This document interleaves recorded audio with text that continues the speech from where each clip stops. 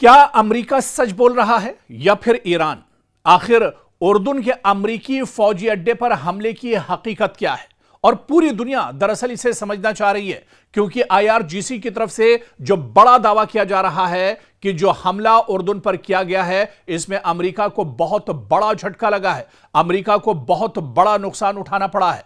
मशरिक़ वस्ता में जारी कशीदगी एक बार फिर नए मोड़ पर पहुंच गई है। ईरान की पासदारानी इनकलाब यानी आईआरजीसी ने कुछ नई तस्वीरें जारी की हैं और दावा किया है कि इन तस्वीर में उर्दून में मौजूद अमेरिकी फौजी अड्डे को होने वाले नुकसान को देखा जा सकता है।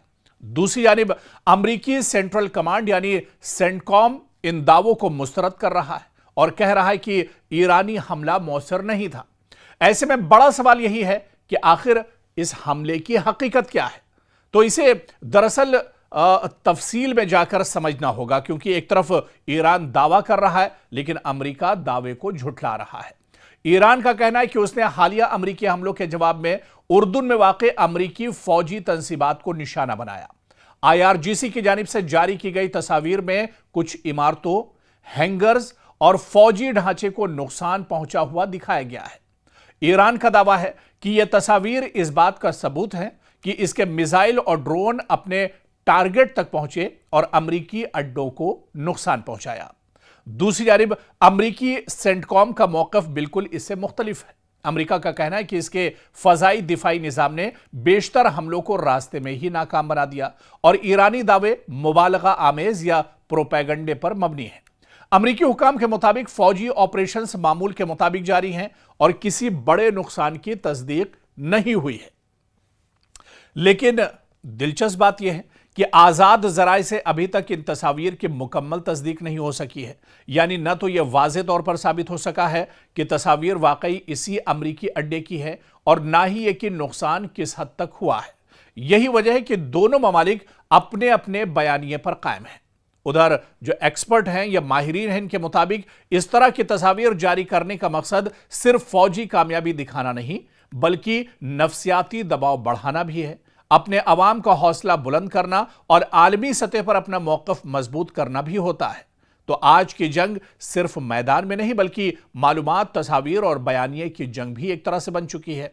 लेकिन माहिरीन ये भी कहते हैं कि अमेरिका क्योंकि दुनिया का सुपर पावर है, एक बड़ी ताकत है, और ईरान अगर उसे इस तरह का झटका देती है या आईआरजीसी उसके तैयारे और उसके मिसाइल और ड्रोन को तबाह करते हैं, तो अमेरिका दरअसल इस तरह की खबरों को छुपा लेता है। अमेरिका नहीं चाहता है कि उसकी तबाही और उसके नुकसान की जो खबरें हैं वो दरअसल दुनिया के सामने आए। इसी वजह से अमेरिका बड़ा प्रोपेगेंडा करता है और अमेरिका झूठ का सहारा लेता है।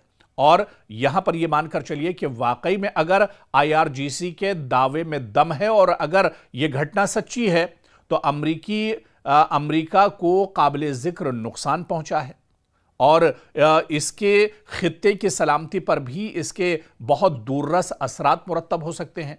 और अगर ईरान के दावे दुरुस्त साबित होते हैं तो जाहिर सी बात है कि इसका सबसे बड़ा जो असर है वो अमेरिका की साख पर पड़ेगा और डोनाल्ड ट्रंप के लिए बहुत बड़ा झटका है। हालांकि तेहरान इस खबर की तस्दीक कर रहा है और उसने बाकायदा तस्वीरें भी दुनिया के सामने जाहिर की हैं और उसने दिखाया है कि आखिर उस दिन क्या हुआ था जब उर्दून पर बड़ा हमला ईरान की तरफ से किया गया था। ईरान अमेरिका के कई जेट F-35 तैयारे मार गिराए गए थे, अमेरिकी फौजी भी इसमें मार गिराए गए थे, कई अमेरिकी फौजी मारे गए और कई जख्मी हुए हैं। इस तरह की भी खबरें हैं। लेकिन अमेरिका दरअसल अपनी साख बचाने के लिए या ये कहा जाए कि अपनी इज्जत बचाने के लिए अमेरिका लगातार इस तरह की खबरों को लेकर प्रोपेगेंडा कर रहा है। गजा जंग खत्म होने की तरफ है, यह बहुत बड़ा सवाल है, क्योंकि ट्रंप का बड़ा ऐलान है कि हमास समेत तमाम मुसल्लह ग्रुपों के साथ हथियार डालने पर तारीखी मुआहदा एक तरह से हो गया। और यह कोई और दावा नहीं कर रहा है, यह दावा दरअसल डोनाल्ड ट्रंप कर रहे हैं। हालांकि डोनाल्ड ट्रंप के दावे में कितनी सच्चाई है ये दुनिया एक तरह से देख रही है, किस तरह से डोनाल्ड ट्रंप के बयानात लगातार बदलते रहते हैं। लेकिन क्योंकि गजा जंग को लेकर यह बड़ा बयान आया है, हमास को लेकर यह बड़ा बयान आया है, इस वजह से इस पूरे बयान को दरअसल समझना होगा, क्योंकि अमेरिकी सदर डोनाल्ड ट्रंप ने ऐलान किया है कि गजा में हमास और दीगर तमाम मुसल्लह ग्रुपों के मुकम्मल गैर मुसल्लह होने यानी हथियार डालने के लिए एक तारीखी मुआहिदा तय पाया है। उन्होंने इसे गजा में मुस्तकिल अमन और इजराइल की सलामती की जानिब एक अहम पेशरफ्त करार दिया है। ट्रंप ने अपने social media platform truth social पर कहा कि यह मुआहिदा मरहलावार नाफिज किया जाएगा।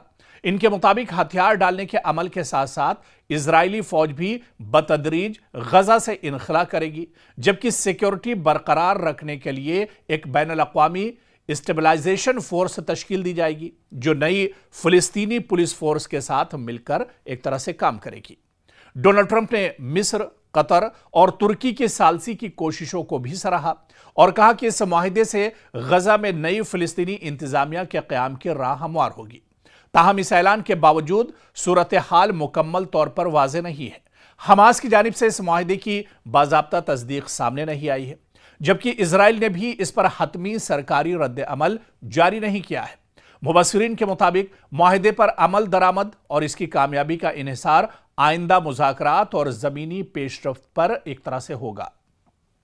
दरअसल डोनाल्ड ट्रंप ने जो दावा किया है इसमें कितनी सच्चाई है ये तो आने वाले दिनों में जरूर पता चलेगा, लेकिन इसमें कौन कौन से फरीक शामिल हैं, किस किस से बात हुई है, क्या हमास को भी एक तरह से डोनाल्ड ट्रंप ने कॉन्फिडेंस में लिया है। और इससे पहले भी जिस तरह से आपको याद होगा कि जब गजा में इजराइल से कहा गया था कि जंगबंदी होनी चाहिए, यहां पर अब खून खराबा रुकना चाहिए, हमले रुकने चाहिए, लेकिन आपको अच्छे से याद होगा कि अमेरिका ने सालसी की थी, लेकिन हमास तो मान गया था कि जंगबंदी पर राजी हो गया था, लेकिन इजराइल ने भरोसा एक बार फिर से तोड़ा था और इजराइल लगातार हमले करता रहा। अभी लगातार आए रोज उसके गजा और जो मगरिबी किनारा है वहां पर लगातार इजराइल की तरफ से हमले हो रहे हैं, जिसमें हजारों लोगों का कत्लेआम किया गया और 2-4-5 लोग, कोई दिन ऐसा नहीं है जिस दिन 2-4 लाशें न बिछती हों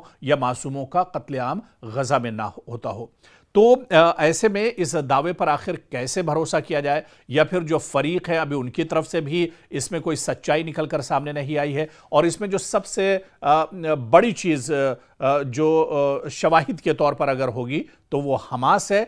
अगर हमास की तरफ से कोई मुसद्दका बयान आ जाता है, कोई ऑफिशियल बयान हमास का सामने आ जाता है, तो ये मानकर चलिए कि ये इस दावे में दम है, या डोनाल्ड ट्रंप यहां पर झूठ नहीं बोल रहे हैं, सच बोल रहे हैं। लेकिन क्योंकि अभी किसी भी फरीक की तरफ से कोई बयान सामने नहीं आया है, हमास की तरफ से भी इस पर अभी तक कोई बयान सामने नहीं आया है, तो ऐसे में इस डोनाल्ड ट्रंप के इस दावे को एक तरह से शक की नजर से ही देखा जा रहा है। लेकिन आने वाले दिनों में यह तस्वीर भी साफ हो जाएगी, क्योंकि एक तरफ इजराइल लगातार गजा पर अभी भी हमले कर रहा है। गजा में हालात बहुत ज्यादा खराब हैं, क्योंकि ईरान और अमेरिका और इजराइल की जंग के बीच में पूरी दुनिया की जो निगाहें हैं वो गजा से हट गई थी। बल्कि कुछ माहिरीन ये भी कह रहे थे कि गजा से जहन भटकाने के लिए दरअसल ईरान के साथ जंग शुरू की गई है। लेकिन अब इस जंग में डोनाल्ड ट्रंप ने गजा का फिर से सहारा लिया है। क्या ईरान की तरफ से जहन भटकाने को लेकर यह बयान दिया गया है?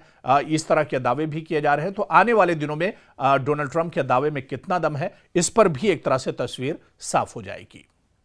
क्या अमेरिकी सदर डोनाल्ड ट्रंप की मकबूलियत में दरार पड़ने लगी है? जी हां, क्या डोनाल्ड ट्रंप की मकबूलियत में अब कमी आने लगी है? क्या अमेरिकी अवाम अब अपनी ही हुकूमत की पॉलिसियों से नाखुश हैं? और क्या ईरान के साथ कशीदगी और महंगाई व्हाइट हाउस के लिए सबसे बड़ा सियासी चैलेंज बनती जा रही है? दरअसल ये सवाल इस वक्त अमेरिका में भी उठ रहे हैं। अमेरिका में सामने आने वाले एक नए CNN SSRA सर्वे ने सदर डोनाल्ड ट्रंप के लिए खतरे की घंटी बजा दी है।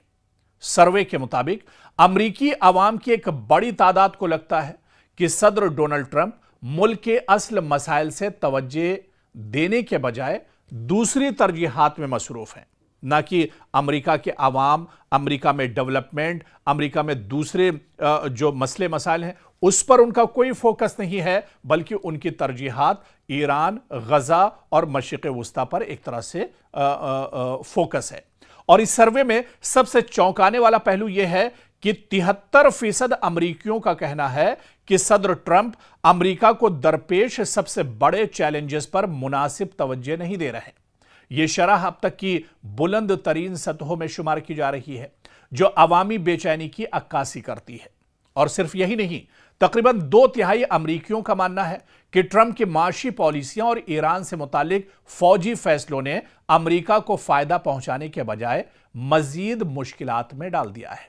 उधर माशी महाज पर अवाम की सबसे बड़ी शिकायत महंगाई है। अमरीका में आए दिन महंगाई बढ़ रही है। जंग की वजह से बोझ अमरीका पर बढ़ रहा है। अगरचे हुकूमत माशी बेहतरी के दावे कर रही है, लेकिन अवाम, अमरीकी शहरी अब भी रोजमर्रा की अशिया की बढ़ती हुई कीमतों, ईंधन के अखराजात और जिंदगी के बढ़ते हुए खर्च से परेशान है।